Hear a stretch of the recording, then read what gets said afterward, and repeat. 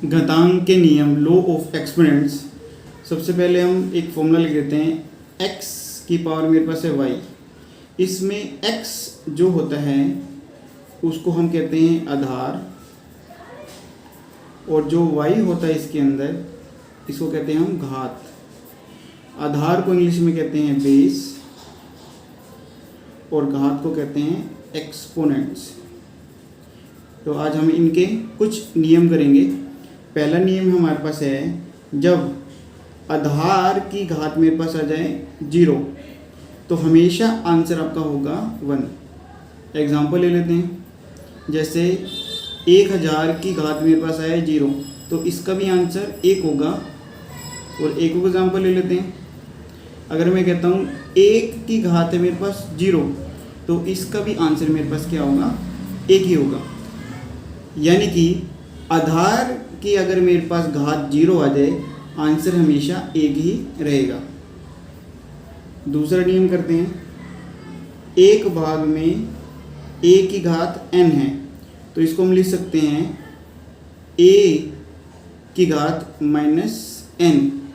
जब कभी हमारे पास हर के अंदर जो भी पावर है उसको हम अंश के अंदर लेके जाएंगे तो पावर मेरी कैसे हो जाएगी, माइनस में हो जाएगी।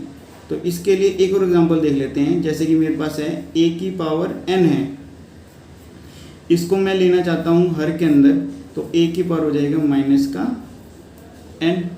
जैसे एक और एग्जांपल ले लेते हैं हम, जैसे कि मेरे पास है 5 की पावर -2 है तो इसको मैं लिख सकता हूँ 1/5 का स्क्वायर। तो इसको सोल्व करेंगे तो कितना आएगा, मेरे पास आ जाएगा 1/25। ये आपका हो जाएगा आंसर। तीसरा नियम हमारे पास है, जब कभी आधार की पावर m हो जाए और सेम आधार की पावर क्या हो जाए, n हो जाए, यानी कि आधार a आधार घात m गुणा में a आधार घात n, तो आधार तो मेरा सेम रहता है, ये दोनों घात मेरी हो जाती है जमा। एक एग्जांपल ले लेते हैं, जैसे 2 की घात मेरे पास है 3 गुणा में 2 की घात मेरे पास है 4, तो आधार तो मेरा रहेगा सेम तो मेरे पास घात हो जाएंगी जमा, यानी कि 2 की घात मेरे पास आ जाएगा 7 आंसर।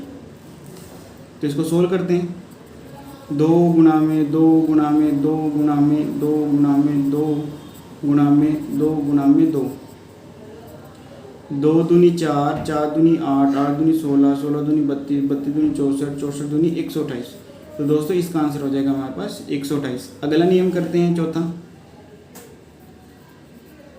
चौथा नियम हमारे पास होता है, आधार की घात मेरे पास m है और मुझे ब्रैकेट में घात दे दी है n।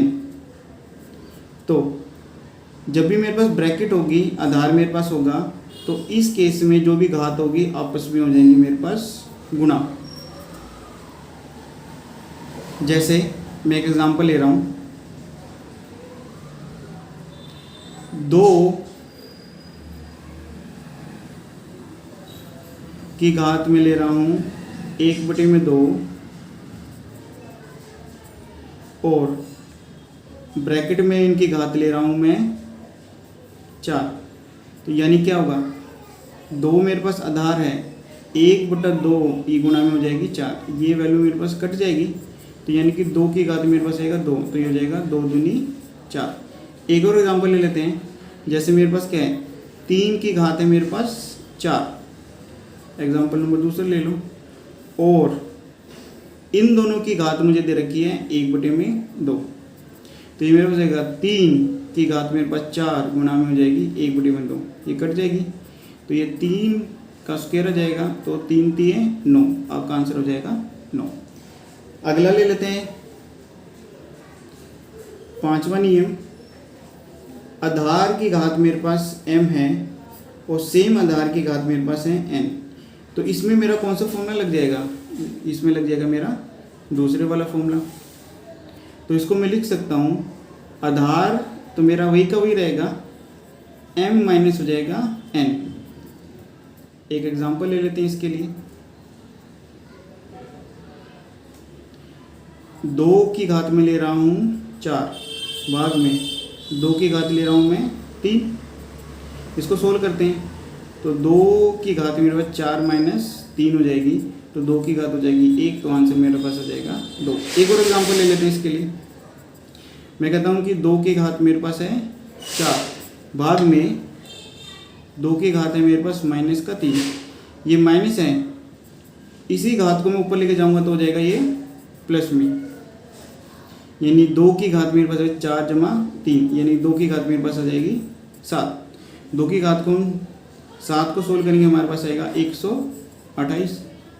अगला नियम ले लेते हैं, छठा। आधार की घात m गुना में आधार b की घात मेरे पास है m। तो मेरे पास दोनों में आधार अलग अलग है, लेकिन जो घात है मेरे पास सेम है, तो ये हो जाएगी आधार तो आपस में गुणा हो जाएंगे और घात आपकी एक ही रह जाएगी। एक एग्जांपल ले लेते हैं इसके लिए।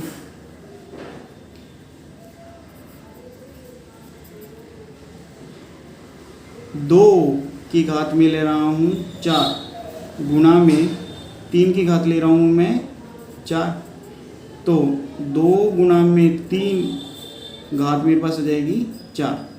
तो मैं इसको लिख सकता हूँ 3 दूनी 6 की घात मेरे पास हो जाएगी 4, यानी कि 6 गुणा में 6 गुणा में 6, 6 6 36, 6 6 36, 36 को 36 से गुणा करोगे तो मेरे पास आएगा 1296। दोस्तों यही हो जाएगा आपका उत्तर। आपका बहुत बहुत धन्यवाद। अगर आपको ऐसे ही क्वेश्चन करने हैं आगे तो वीडियो को लाइक करें, कमेंट्स करें और चैनल को सब्सक्राइब करें। बहुत बहुत धन्यवाद।